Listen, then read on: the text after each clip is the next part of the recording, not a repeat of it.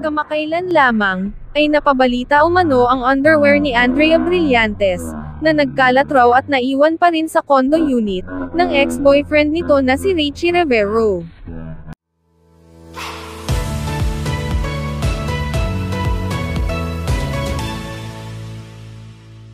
Ani Christy Fermin, maaring gawa-gawa lang ito ng kampo ni Richie, na unang naibulgar di umano ni Andrea, na hindi nagpapalaundry sa loob ng 1 taon.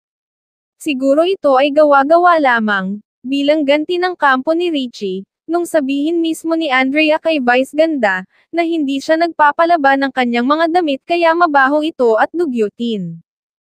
Gayunpaman, nasabi rin ni Christy na sana'y hindi na nagsasalita pa ang lalaki, na maaring makasira sa imahe ng karelasyon.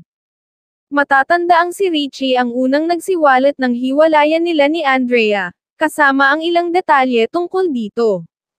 Pero kung ikaw ay isang lalaki na may respeto sa iyong nakaraang karelasyon, o sa kasalukuyan, hindi mo yun ikikwento, paliwanag ni Nay Christy.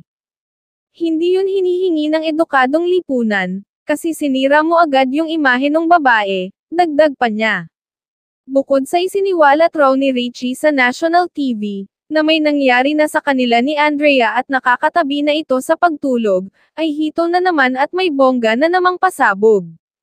This time, ipinagkalat na raw ng actor basketball player ang tungkol sa mga underwear ni Andrea, na naiwan umano sa kanyang kondo, at nagkalat pa.